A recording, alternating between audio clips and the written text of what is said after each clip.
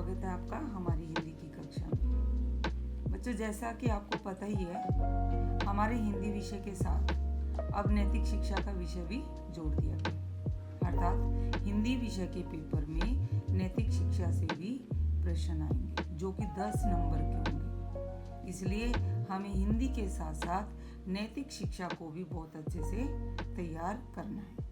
तो आज हम जो करेंगे वो कक्षा 12वीं की जो नैतिक शिक्षा है उसका पाठ भक्ति योग जो दूसरा है उसके प्रश्न उत्तर करेंगे। बहुत ही आसान सा पाठ है। इसमें गीता के बारे में बताया है और एक छोटी सी कहानी भी दी है राजा की, जो उसके मंत्री की, जो ईश्वर पर बहुत विश्वास करता था। तो आइए शुरू करते हैं पाठ 2 भक्ति योग के प्रश्न।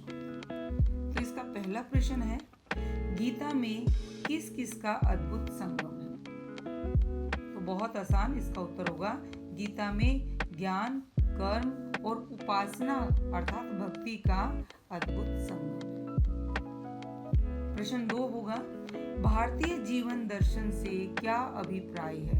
अर्थात हमारे भारतीय जो जीवन दर्शन है वो क्या कहता है, उसके अनुसार मनुष्य को क्या करना चाहिए? तो इसका उत्तर होगा ज्ञान पूर्वक श्रेष्ठ कर्म करते हुए भगवत भक्ति की ओर बढ़ते जाना भारतीय जीवन दर्शन।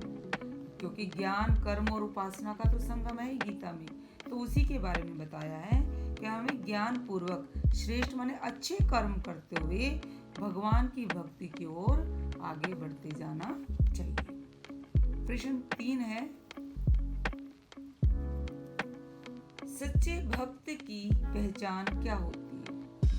एक ईश्वर का सच्चा भक्त जो व्यक्ति है उसकी क्या पहचान होती है, उसके क्या गुण होते हैं?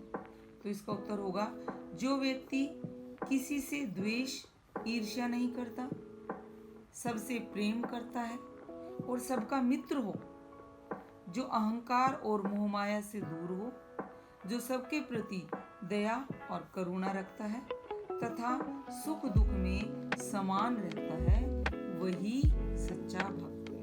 अर्थात जो व्यक्ति सांसारिक मोह माया, ईर्ष्या, द्वेष, लालच, अहंकार इन सब से दूर हो जाता है, सबके प्रति जिसके मन में दया, करुणा और मित्रता के भाव होते हैं और सुख दुख में वो हमेशा एक जैसा व्यवहार करता है, वही सच्चा भक्त है।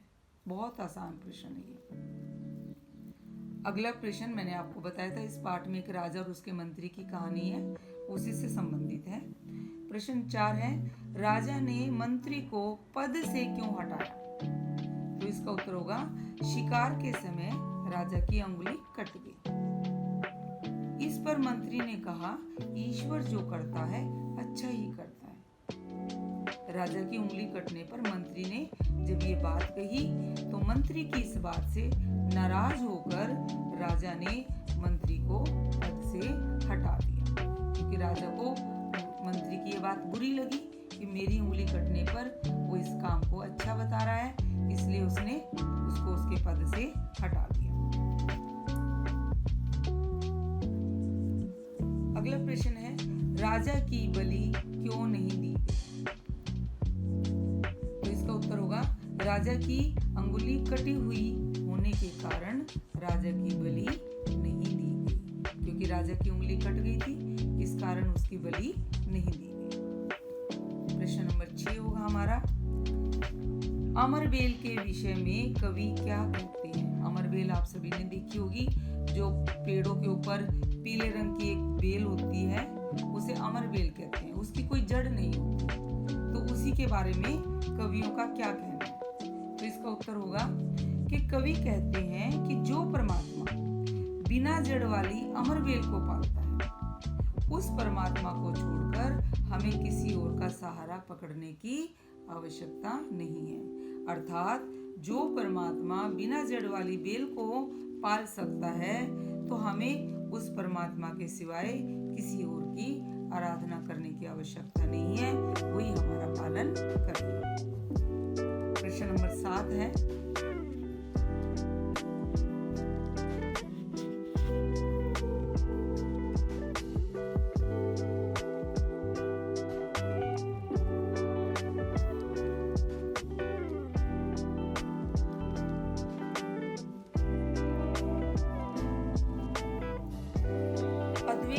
का भावार्थ या अर्थ समझेंगे।